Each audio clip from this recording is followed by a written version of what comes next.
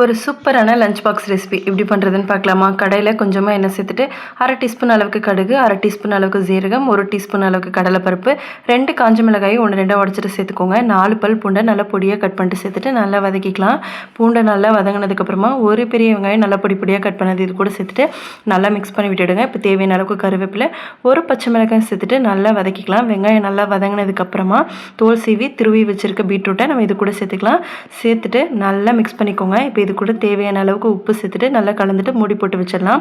ஒரு 5 நிமிஷம் அப்படியே இருக்கட்டும்.